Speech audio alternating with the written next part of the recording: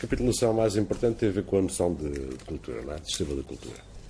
E com os três principais fatores, que são o grupo social, o meio físico e a intencionalidade ambiente. Se em relação a isso não há dúvidas, ótimo, porque a única coisa que eu poderia acrescentar sobre isso tem a ver com aquilo que tipifica, digamos assim, cada um dos sistemas, conforme são simples ou conforme são complexos. Os tópicos básicos são, para os sistemas simples, eu creio que referi isto, quer dizer, no meio do discurso, são uma relativa impermeabilidade. Em primeiro lugar, quando se fala de sistemas complexos, quer dizer, verdadeiramente aquilo que nós deveríamos dizer é ter sistemas tendencialmente simples e sistemas tendencialmente complexos. Porque, de facto, e isso é um ponto que eu ontem não abordei, quando os sistemas culturais se complexificam, enfim, provavelmente isso para vocês terá sido intuitivo, mas é bom que esclareça, seja como for. O que acontece não é que o sistema todo ele se transforma de simples em complexo. O que isto significa, até porque a simplicidade diz respeito não apenas à estrutura da cultura, mas também, digamos assim, ao modo da sua apropriação pelos indivíduos, não é?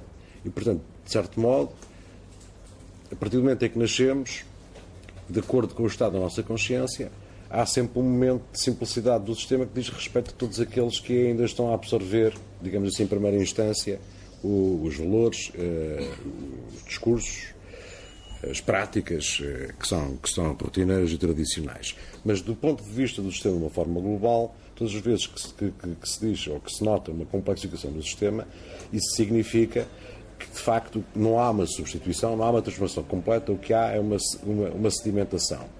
O que significa que há sempre uma camada de maior complexidade que se acrescenta ao substrato mais simples.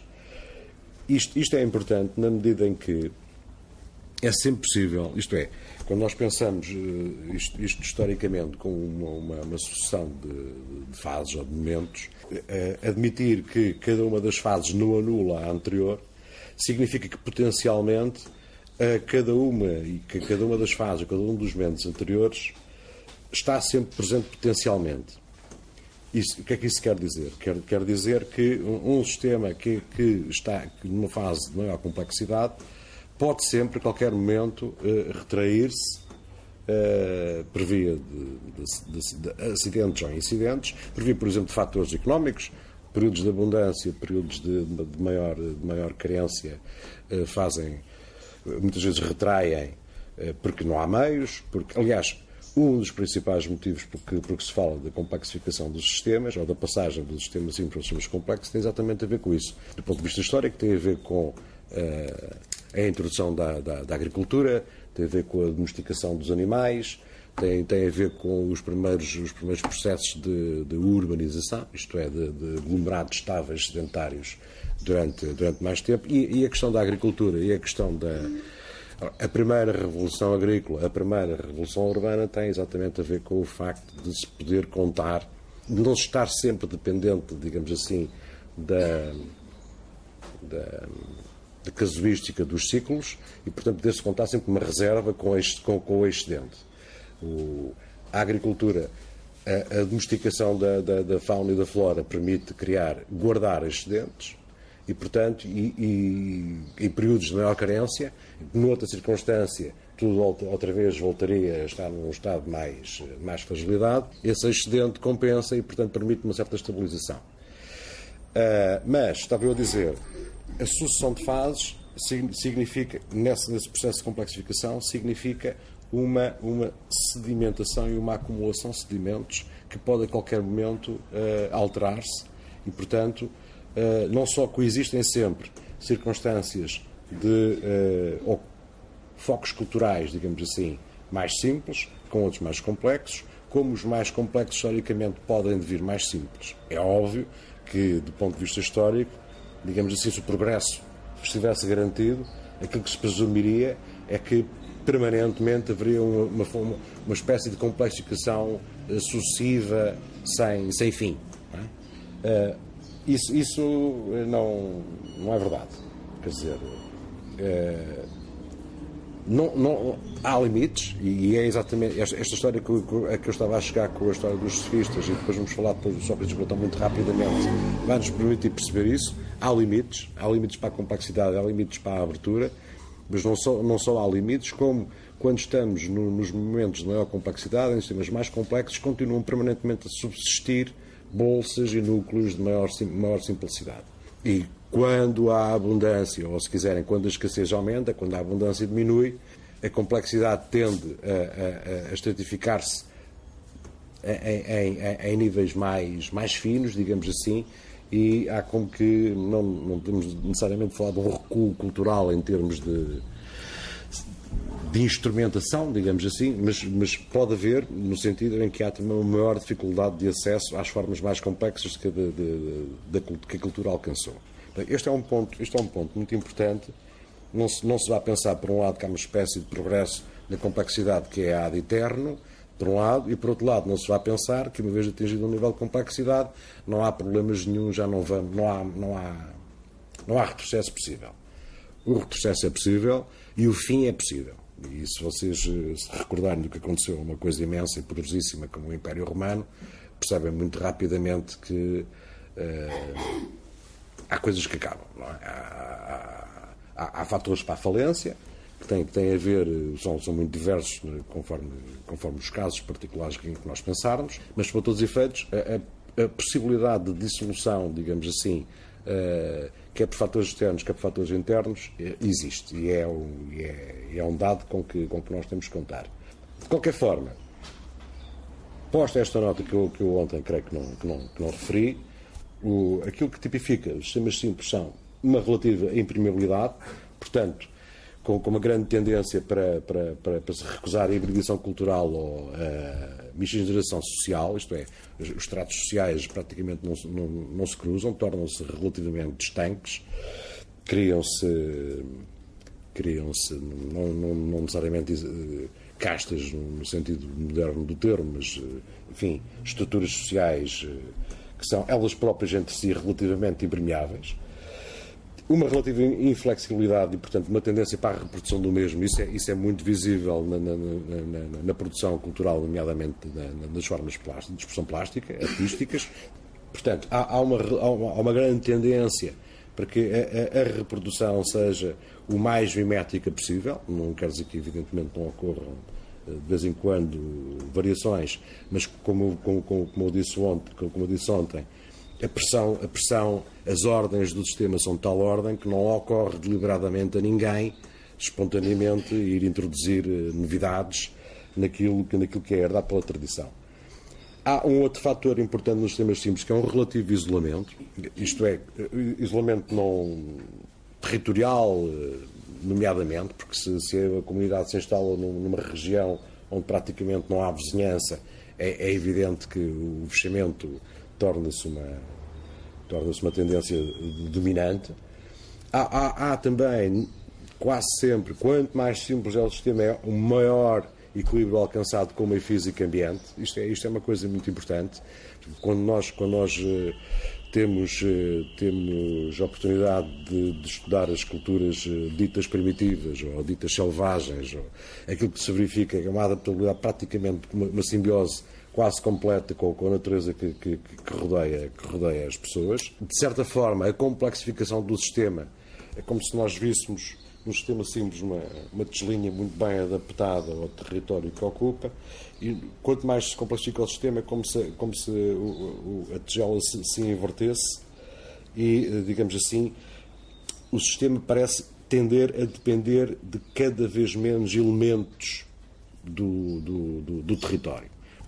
Nas questões energéticas contemporâneas isso nota-se muito bem. Se nos tirarem a eletricidade, a nossa cultura pifa. Não há volta a dar. As fontes energéticas são fundamentais. Eu não sei se muitos de vocês conseguem viver numa situação em que não têm nem frigorífico, nem micro-ondas, nem o resto, não é? Isto é, a cultura evolui também de acordo com a instrumentação que necessariamente vai sendo produzida ao longo dos tempos. mas deriva necessariamente das fontes de alimentação desse próprio sistema. E se não há alimento, se não há fontes energéticas, naturalmente aquilo que eu vos dizia há bocado, a complexificação pode tender a simplificar-se, é uma evidência. Portanto, esta questão do equilíbrio adaptado com o meio físico não só é gritante hoje, porque os problemas ecológicos expõem-se agora, é gritante não apenas porque, de facto, os recursos podem escassear, mas é gritante também pela dependência de poucos elementos do meio físico. Depois, há uma relativa estabilidade social. Quanto mais simples é o sistema, esta questão da reprodução do mesmo, do ponto de vista cultural, também tem esse efeito, isto é, as hierarquias praticamente, ou a relação das hierarquias praticamente não se mexe, o modo como elas são estruturadas praticamente é inalterado ao longo de séculos, não há, tendencialmente, não há reações, digamos assim, não há divergências, não há questionamentos das estruturas de liderança, etc. E a propósito dessa história da liderança, eu ainda quero dizer umas coisas. E obviamente, visto de fora, os sistemas, quanto mais simples são, mais previsíveis são.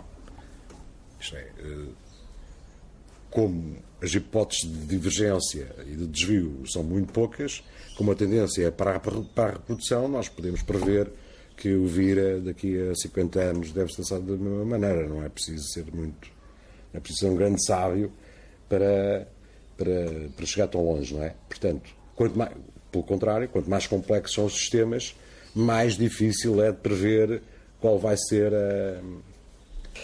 E é um bocado, já agora a talho de foice, é um bocado sobre esta noção adquirida da imprevisibilidade do sistema, que se apoia muito da especulação económica que se vive agora. Isto é, como não se pode apostar de certeza, especula-se à maluca e depois logo se vê o que é que dá.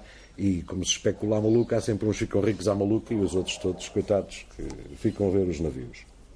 Os sistemas simples são tendencialmente, do ponto de vista histórico, mantidos através da oralidade e, portanto, digamos que a estrutura narrativa principal é mitológica. E agora, aquilo que eu ia dizer há bocado que me tinha esquecido ontem, que é, a propósito desta história da estabilidade social e da pouca probabilidade de questionamento das estruturas de liderança.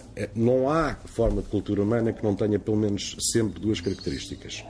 Uma liderança guerreira, podemos lhe chamar assim, isto é, o líder que comanda as tropas, o líder que decide se faz ou não se faz guerra, se vai ou não só para a batalha, por um lado, que é, digamos assim, a representação da força e da violência, a impotência, e uma liderança chamemos-lhe espiritual, que é exatamente aquela que garante a permanência da comunicação da comunidade com o passado daqueles que foram os seus ascendentes, os espíritos protetores, etc, etc. Por outro lado, portanto, em relação a termos de hierarquias, chamemos-lhe assim, de liderança. Há sempre dois tipos de liderança. É raro coexistir na mesma circunstância, na mesma figura. Mas acontece. Por exemplo, ontem falei-vos assim um bocadinho de raspão para poder frisar o contraste da cultura hebraica. A cultura hebraica é uma cultura que tendencialmente tende a fundir o poderio sacerdotal com o poderio guerreiro. O rei é sacerdote, o líder é sacerdote. Ainda hoje, diga-se a bom da verdade, não é? A gente pode achar que Israel, por exemplo, é uma democracia, mas a instância máxima que decide se as leis que vêm das assembleias são ou não são aplicadas pertence a uma instância rabínica, a um grupo de sábios rabinos que decide se está de acordo com a Tora ou não está, e isto, não sendo exatamente uma liderança política, tem efeitos políticos, obviamente, na produção da lei, não é? Já deu a perceber. Mas pronto, é só para vos dizer que, de facto, é raro estas duas formas de liderança estarem personificadas na mesma figura, mas acontece. E é raro, inclusivamente, por questões de preservação da própria cultura, no sentido em que tradicionalmente, quando há um conflito com culturas vizinhas, raramente a figura sacerdotal ou xamânica está na guerra. Fica porque é a garantia de que se alguma coisa acontecer mal, fica com as mulheres, digamos assim, isto é, com a garantia de reprodução do grupo social. Ficam os mais pequeninos, ficam as mulheres, não quer dizer que em alguns casos mulheres não haja mulheres guerreiras, mas fica a garantia da manutenção do sistema, a garantia da reprodução física do grupo social e a garantia da perpetuação cultural e tradicional que é dada por essa figura sacerdotal xamânica, chamemos-lhe assim. Portanto, há esta vantagem funcional em a figura não ser coincidente. Isto em relação à liderança. Outro traço que é praticamente universal é exatamente a existência de formas claras de expressão plástica distintas. Não há cultura nenhuma que não tenha formas de expressão plástica distintas. Não sei até que ponto podemos falar, mas depois desmentia mais tarde, podemos falar aqui de arte, se quiserem. As formas de expressão plástica enquanto formas de arte, enquanto manifestações artísticas, mesmo assim, se quisermos, estão sempre presentes. Não há cultura humana que não tenha uma forma peculiar de se expressar de uma forma plástica. Okay? Este é outro ponto. Em relação aos sistemas complexos, o que é que a gente tem? Uma relativa flexibilidade e uma tendência para a produção de diferenças. Não quer dizer, mais uma vez, até porque subentendo aquilo que eu disse há bocado, que há um núcleo de simplicidade dentro dos sistemas complexos, que não continuam a existir formas de reprodução do mesmo, tanto assim que na nossa cultura complexa continua a existir o vira e o bailinho da madeira. Há um maior e uma relativa permeabilidade e, portanto, uma certa propensão ou uma maior disposição para uma hibridação cultural, isto é, há uma maior possibilidade de integração de valores estrangeiros. Quanto os sistemas são complexos, não quer dizer que sejam abertos, a gente já viu isso ontem. Quanto menos aberto for o sistema, menor será esta tendência, esta disposição para a hibridação cultural, mas a hibridação cultural é um dos fatores, não é o único, é um dos fatores que faz com que os sistemas se complexifiquem. O outro dos fatores é, obviamente, a acumulação, não é? A acumulação de conhecimento, a acumulação de instrumentação, a acumulação potencia, digamos assim, o cruzamento de fatores que depois resultam noutros valores, noutra instrumentação. Exatamente por causa disto percebe-se que há uma relativa proximidade a outros sistemas. Portanto, os sistemas complexos normalmente têm vizinhança, quanto mais não seja com os sistemas simples, que podem viver em simbiose ou canibalizar, ou por hipótese circunstancial anexar. Muitas formas, em muitos momentos históricos, uma das formas típicas da complexificação do sistema passa exatamente por aí, isto é, pela anexação de sistemas vizinhos mais simples, mais pobres, mais frágeis, até aí, se calhar, provavelmente mais isolados. Como eu dizia há bocado, por contrapartida, um maior desequilíbrio com o meio físico e, portanto, uma maior necessidade de criar estruturas que obviem, digamos assim, a esse desequilíbrio. Há coisas que a gente pode não ver como desequilíbrio, mas, por exemplo, um sistema populacional já razoavelmente grande, é natural que, por exemplo, as infraestruturas viárias, pontes e coisas do género comecem a surgir, não é? Uma estrada, uma ponte, não é exatamente um sintoma de desequilíbrio com o meio, mas é uma necessidade de acrescentar ao meio algo que ele não dá, para facilitar alguma coisa que ele só por si, ou o meio físico, ele só por si não daria. Há, portanto, também uma tendência para uma relativa instabilidade social e para um relativo conflito social. Então, quanto mais complexo é o sistema, mais possibilidade há de conflitos, na medida em que pode haver sempre grupos sociais que se achem com o direito de ascender a outros níveis. Ascender a outros níveis pode significar, por simplesmente, ter direito a mais instrumentos, ter direito a mais alimentação, ter direito a mais proteção, ter direito a mais segurança. Isto pode sempre, obviamente, criam-se rivalidades, que é muito raro de existir nos sistemas simples. E, portanto, quanto mais complexo é o sistema, mais é a sua imprevisibilidade potencial, não é? Porque a gente olha para aquilo e não sabe exatamente onde é que vai dar. Eu ontem usei uma metáfora, não sei até que ponto. Eu por acaso, tem dias que simpatizo com ela, dias que não simpatizo. Mas, de facto, eu acho que do ponto de vista da sua funcionalidade imaginal, do nosso imaginário, funciona. Que é a história do hardware e do software.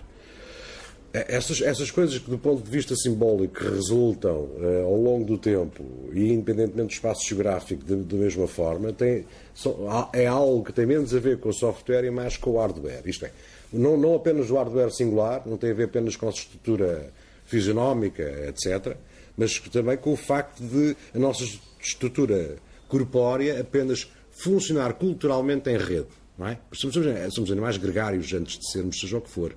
Não é? Somos primatas e, como qualquer outro primata, somos bichos gregários. E, portanto, o nosso desenvolvimento individual depende da rede social estabelecida que exista e daquela que se consiga. E, portanto, desse ponto de vista, é evidente, creio eu, não tenho problemas em aceitar isso, e algumas manifestações artísticas, de facto, manifestam isso como sintoma, derivam mais do facto de partilharmos um hardware similar que, digamos, de certa maneira se manifesta independentemente de qual seja a cultura que esteja presente. Agora, isso tem senão. E o senão isso é tanto mais verdade quanto mais for simples a cultura. Quanto mais complexa for a cultura, menos isso acontece. Há um nível de complexidade cultural que não depende do sistema, e é isso, sobretudo, que esses casos não se verificam. Isto é, quando nós falamos de arte contemporânea, por exemplo, e quando digo arte contemporânea, não precisa ser contemporânea, podemos falar do Renascimento para cá, pelo menos. Se não quisermos ser radicais, e poderíamos ser, mas do Renascimento para cá, do ponto de vista da criação artística, é evidente que há momentos de reprodução no sentido de que há momentos de cópia, não é? Há momentos de que há modelos que são eleitos e que são reproduzidos, mimetizados, mas a tendência, eu vou depois tentar explicar porquê, a tendência é para dentro de uma tradição específica, que eu ainda não falei, não chegámos lá, a tendência é para que isso não ocorra. Isto é, mesmo dentro de uma mesma cultura, a produção de símbolos, a criação de símbolos torna-se absolutamente autónoma. Autónoma em relação à cultura dominante. E, portanto, a possibilidade de ocorrer um Picasso em África, com os esquimós, ou nos Bushimenes, é nula. É zero.